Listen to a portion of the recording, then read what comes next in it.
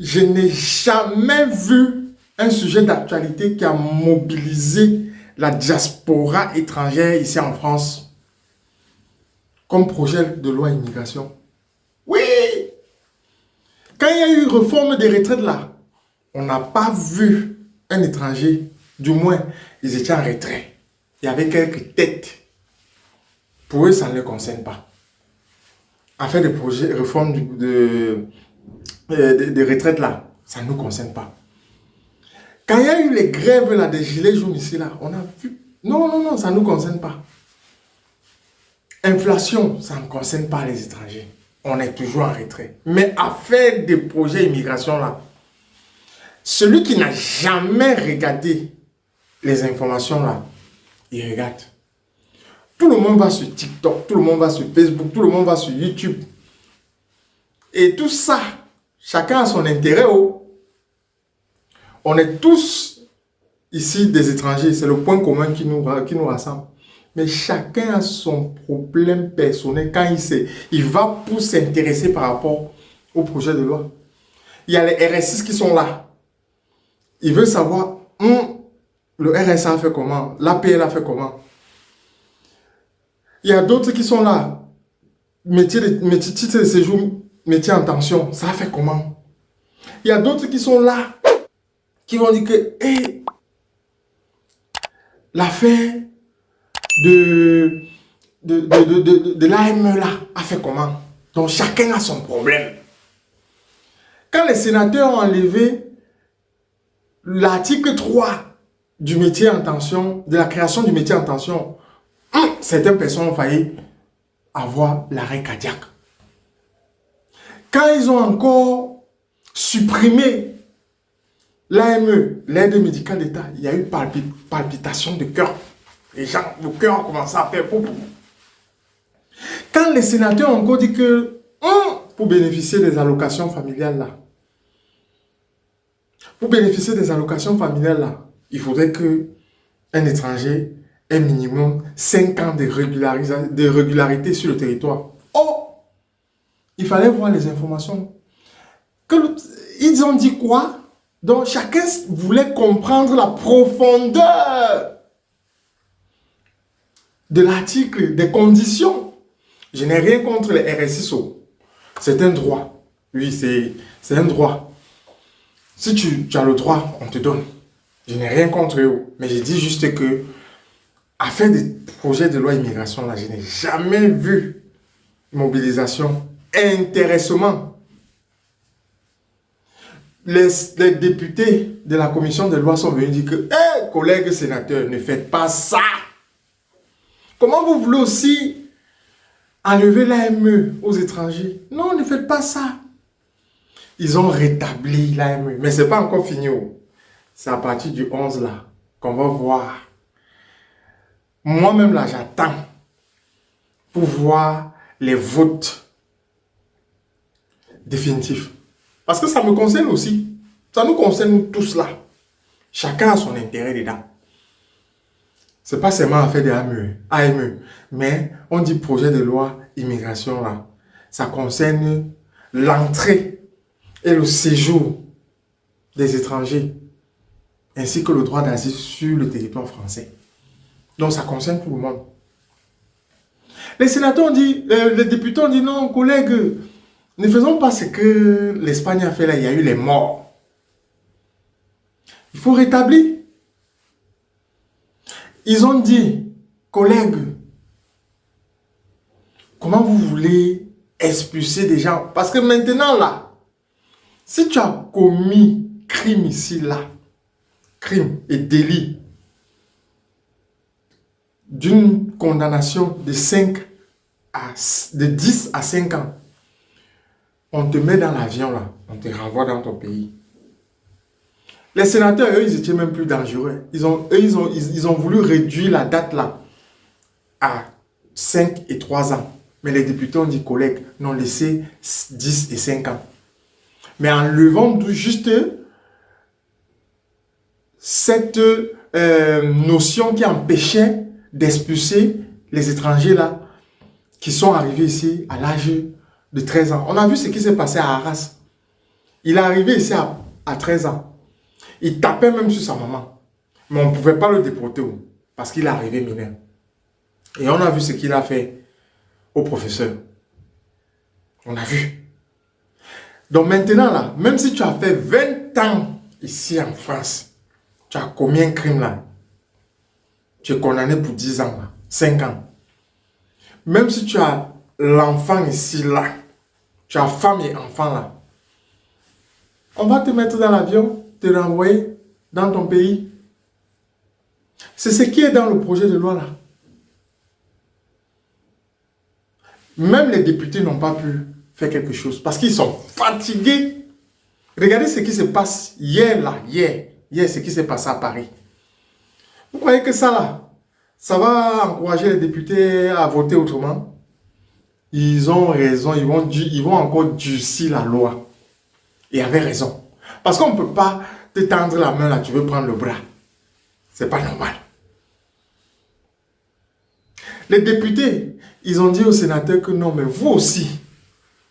Le ministre Gérard Darmanin avait dit que les demandeurs d'asile, là, ça c'est la bonne nouvelle pour les demandeurs d'asile. Il faut qu'ils travaillent. Chaque jour, ils sont là. On doit les nourrir, on doit payer la maison, on doit faire ceci. Mais s'ils sont demandeurs d'asile, il faut qu'on les accorde l'autorisation de travailler directement. Comme ça, ils vont aller travailler. Les sénateurs, ils avaient supprimé ça. Ils ont dit que non. Que si on accorde le droit de travail à ces demandeurs d'asile là, quand ils vont être déboutés là, donc quand on va refuser leur asile là, ils auront déjà cotisé dans les caisses ici là et tout. Ça va être difficile pour les expulser dans leur pays. Les députés sont venus, ils ont dit, collègues sénateurs, laissez ça. Il faut laisser. Accordons-leur le droit de travailler. Donc maintenant là, si tu es demandeur d'asile là, dès lors que tu as reçu ton attestation là, de demandeur d'asile, tu auras la possibilité de travailler automatiquement. J'ai dit, c'est pas encore voté où le vote commence lundi 11. Donc nous tous là, on va être scotchés. Donc continuez à être scotchés, à prendre les informations comme vous avez commencé. Oui, continuez. Maintenant, ils ont dit, pour avoir titre de séjour ici là, pour demander titre de séjour et obtenir là, il faut minimum parler le français. Il y a des gens ici là, 20 ans, ils ne parlent pas français. Je n'ai rien contre celui qui parle sa dialecte maternelle. Hein. Oui, il faut être fier de parler sa langue, la langue de ton pays. Il faut être fier. C'est son identité même. Mais il faut aussi apprendre à parler la langue du pays où tu vis.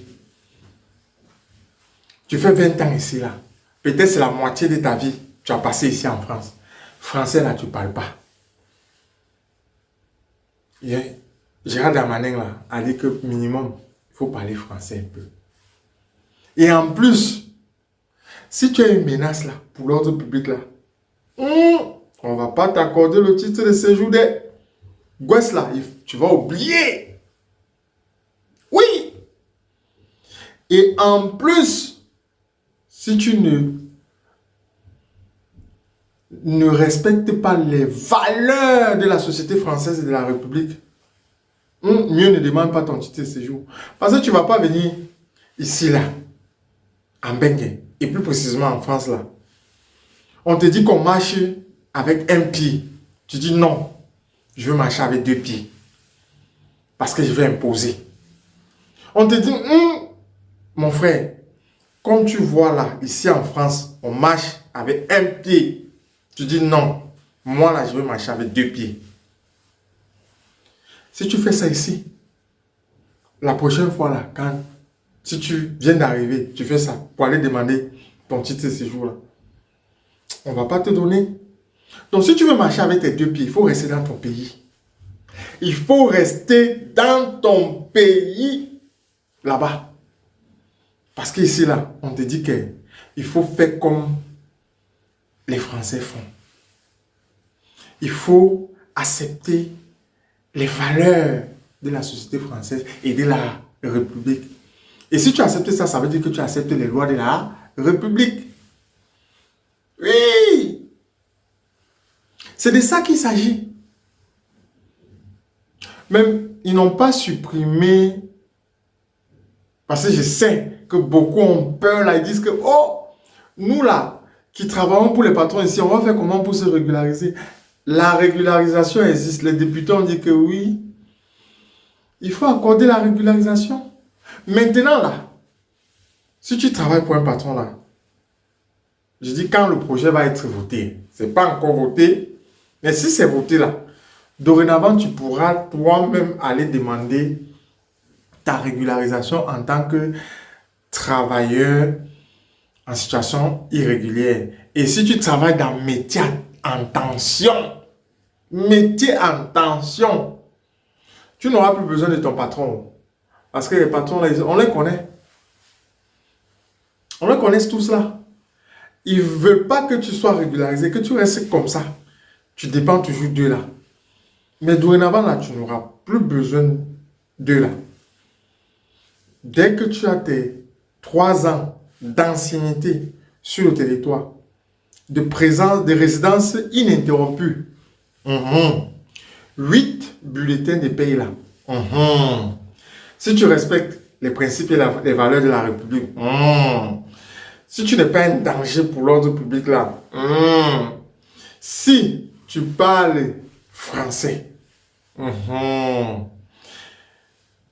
et si tu as un contrat de travail à durée déterminée, minimum 6 mois ou supérieur, ou un contrat en CDI, tu pourras demander ta régularisation. Et bonne nouvelle encore, ils ont dit quoi? Ils ont dit que, ça c'est les sénateurs qui ont, ça c'est la bonne nouvelle des sénateurs, hein. Ils ont dit, les marchands de sommeil là, donc il faut dire ce qu'il faut donner à César, ce qui appartient à César. Les sénateurs n'ont pas seulement mis ce qui était mauvais, ils ont aussi rajouté ça, ils ont dit, il faut donner les titres de séjour aux étrangers là, qui sont victimes des marchands de sommeil. Tu connais les marchands de sommeil là? C'est ceux-là qui vous prennent là, ils vous entassent dans les maisons là. Ils vous utilisent, vous payez la maison chère. Et la maison est insalubre. Il n'y a pas d'eau, il n'y a pas de chauffage, il n'y a rien du tout là. Donc si tu es dans cette situation-là, va porter plainte. Dès lors que tu portes plainte, ça déclenche ta procédure de régularisation. Tu pourras obtenir un titre de séjour temporaire ici en France. Le temps de l'instruction du dossier et de la condamnation de ce monsieur-là. Donc, n'ayez pas peur si vous êtes dans cette situation-là. Donc, restez toujours connecté parce que vous là, quand on sait, chacun a ses intérêts. Moi aussi, j'ai mes intérêts. Je suis là. Je suis le porte-parole. Je suis le beaux-ailleurs. Je suis le porte-parole des beaux-ailleurs. Je défends. Je critique. Je condamne. Voilà. Quand il faut châtier, je châtie. Quand il faut défendre, je défends. Je veux vivre pour vous. Ne me rejetez pas, me rejetez mes paroles, ou bien du moins acceptez mes paroles comme vous voulez. En bon entendeur,